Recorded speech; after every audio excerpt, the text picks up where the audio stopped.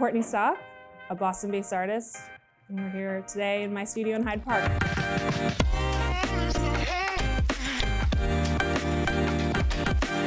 My first love within the arts was photography. I got a Polaroid camera from an uncle when I was 8 years old, and I loved the image making of it, the physicality of it, the process. And from there, I got pretty deeply into photography, traditional photography, analog photography, always focused on the unique photographic object as opposed to an editionable type of photography.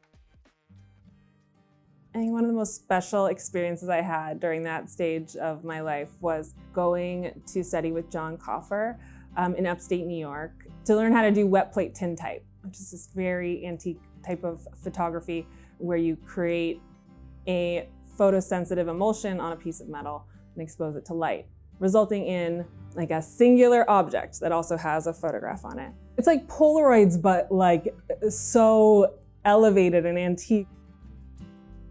I lived on his property for 5 days or so with a group of other artists, and we learned how to do this type of photography. And he was an interesting person in that his whole life is his work. He travels around the United States in like a covered wagon to like dig up the chemistry and the secrets to doing this type of photography. And he's really preserving the legacy of it. And it was a notable and memorable experience for me because even though being an artist has like such significant challenges, those are the types of experiences that I feel like open up when you're, for me as an artist, like having to write a letter to this guy. He doesn't have email, doesn't have a phone, and then go like sort of sight unseen, having him say yes and going sight unseen and living with another group of artists doing this process that people have done, had done so long ago, I think really stands out as an experience for me. I had a very awkward period. I was still doing some digital photography, and I would try to get into darkrooms, but I just was having trouble finding imagery that was inspiring. And I felt like taking photos of people, which is what I really love to do, it felt like it was taking on a different connotation with the proliferation of digital imagery and with everyone having like a digital camera in their pocket. From there, I rambled for years, kind of creatively rambled. I tried painting in a few different styles. I took different workshops and classes. I experimented with installation and sculpture. During that experimental period, the thing that I liked about tintype is the materiality of it and the urgency of that materiality. So when you pour the emulsion on the plate, you don't then just put it down and go get to have a lunch break. Like you're at its mercy. It's sort of the boss now, the materials. And I sort of like that. Like I like being in this sort of urgency and flow with the materials. And I think that working with things like plaster and concrete, where you're working with elements like moisture, but also elements like time. I think I crave like sort of being taken by the materials and having to be on the materials' terms. And perhaps that's a better way to phrase it than if they're the boss of me, because I don't think of them in that hierarchical way, but I do think of the materials as like something I sometimes have to meet on materials' terms.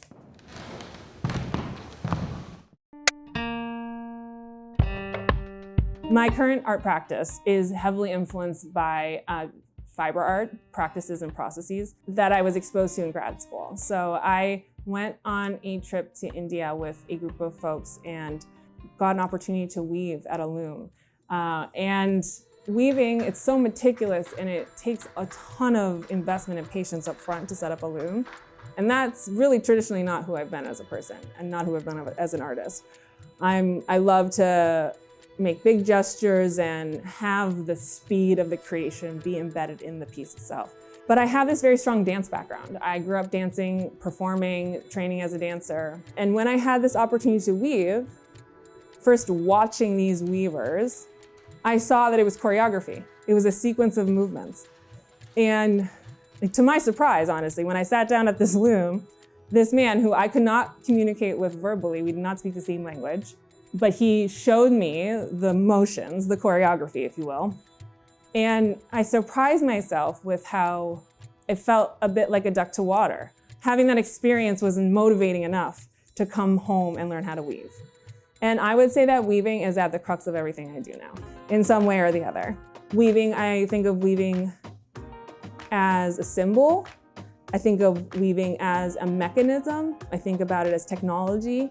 I think about it as code. And even when I'm using plaster, I'm often weaving the plaster, or weaving the armature in some way, shape, or form. I would say weaving, pushing against weaving and pushing into weaving is at the crux of my practice now. A loom is considered the first computer, the Jacquard loom. There was a punch card system of overs and unders, which could be interpreted as zeros and ones, that was fed into this loom, which would produce certain fabrics. And while I don't weave with a computerized loom, I'm very interested in this idea of there's only 2 choices, but there's a million of them to make. And it feels like a very salient idea for a way to approach life and a way to think about life. I have a daily existential crisis. I am constantly thinking about life, about what does it mean to be alive? What does it mean to make choices? What does it mean to make a life? And what does it mean to make choices in the studio and outside? And usually there's more than just 2 choices. It's almost a blessing that with each thread I weave either over or under, and there is only 2 choices. The culmination of those choices over time is really what makes the piece of fabric, or what makes the piece of art, or what makes a life. I always knew I wanted to be a mom. I don't know how I knew that. I knew it. I knew I wanted to have that experience, and I felt very drawn to it. So it felt right for me. And when my husband and I decided to have a child, it, just like any new parents, when you're stepping into the great unknown, and I've never shied away from intense experiences, and I've always wanted to get the most out of life. And I think the question I've been thinking about the most lately in regards to being a mother and an artist is one of life versus legacy. And by that I mean, do I live a full life? For me, a full life is having a family. It is being a mom. Or do I focus on legacy, which is eschewing all else and only focusing on the work and only focusing on furthering my practice? Frankly, that second one might be the recipe for making it big while you're still alive as an artist. But for me, I need the fullness of my life to make the art I want to make. And for me, it's too important to actually experience my life to say no to this thing that I've always wanted, which is to be a mom. And this thing that I've wanted for a long time too, which is to be an artist. They are sometimes in conflict, but they ultimately can live together. And I think for me, I had so many examples of mother artists in my community making it work. And while I was still pregnant, I was invited to participate in this show called Raw Emotion. It is a mother artist show organized by Allison Judd, who's a Boston area artist. And I felt so brought into the mother art community, mothers, artists, parent artists, but really in this case, it was very mother artist community by being in Raw Emotion while I was still pregnant and really being lavished with advice and support by this community of women who were making art in conjunction with their lives as parents. So that was really powerful. And I think having those examples of mother artists that I know and mother artists in art history, it gives me the confidence to know that I can do both. And I will say being a mother has made me a much more decisive artist. I've come to love being an artist in Boston. I am from this area, and when I moved away to California for a few years, I did not necessarily think I'd come back. But coming back home again and establishing my life as a professional artist here has been incredibly rewarding. In some ways, Boston is in the shadow of a giant. You know, we live very close to New York, and New York, this powerhouse of the art world, in some ways is so accessible to us, which is great, but I think it's possible it dims the light of how awesome the Boston art scene is. Or rather, you know, maybe just pulls focus.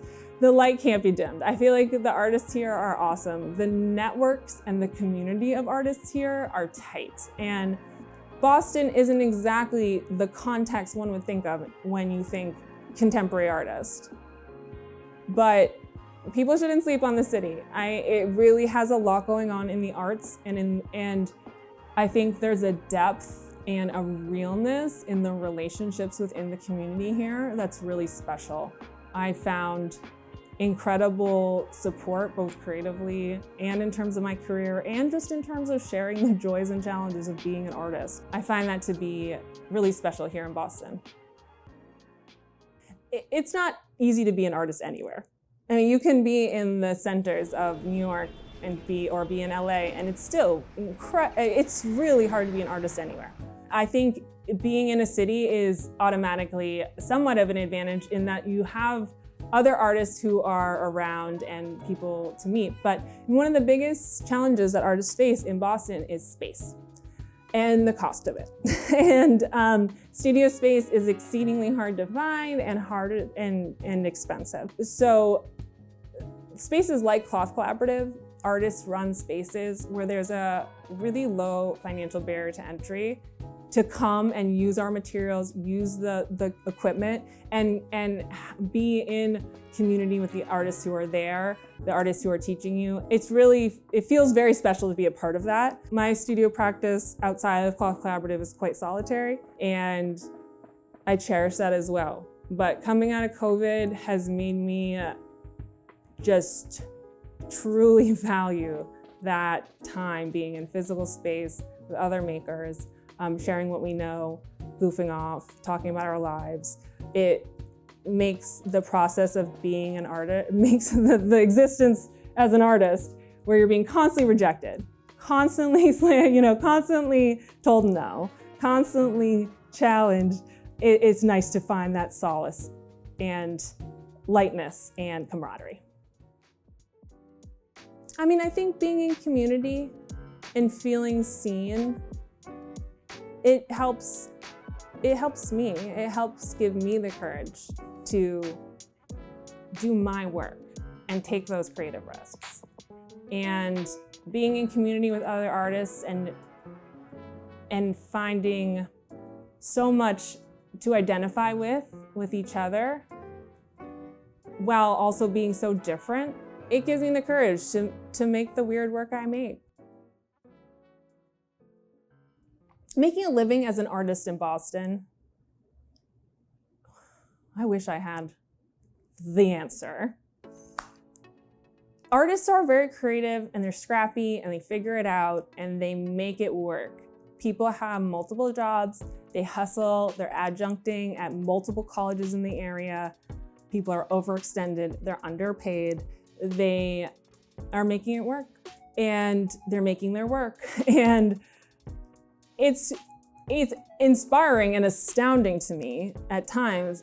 It's like the tiny plant that grows in between the cracks in the sidewalk. You're like, it sometimes feels like people have to work so hard to survive.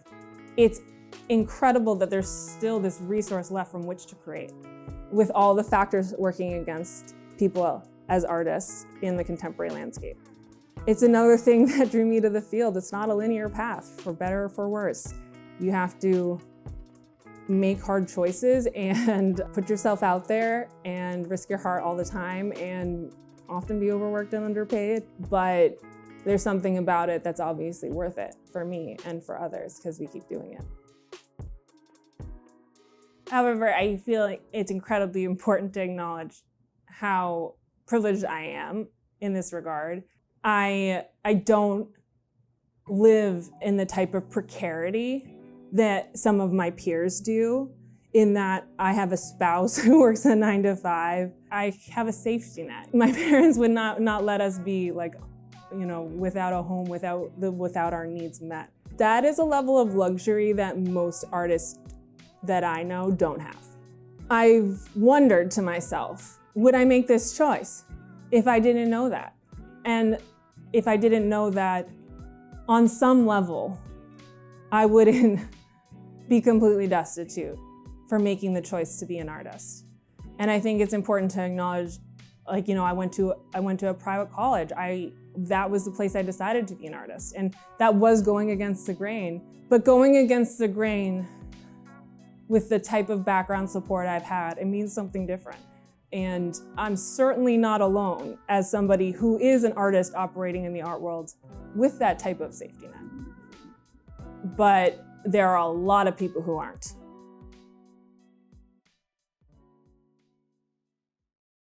In terms of an artist who's trying to make it in whatever that looks like for them, first of all, I would try to define that. What does making it look like for you in the short term and in the long term?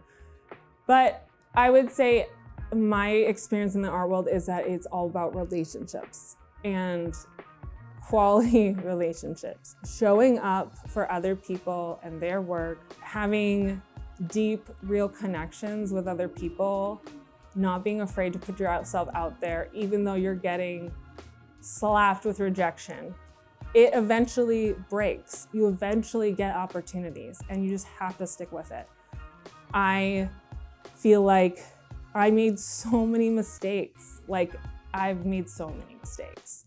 So many mistakes, being too shy. I mean, the other big mistake is thinking that if you're brilliant enough, if your work is undeniably good, that someone's gonna come into your studio and discover you and take you and wrap you in a blanket and bring you straight to the top of the art world. That's not going to happen. You have to be out there. And I think I see a lot of artists who make incredible work and they take their work so seriously in a good way, but maybe almost to their own detriment, where I think I've just come to embrace this idea of being an artist among artists and not trying to get to the top of the heap has been the healthiest thing I've ever done.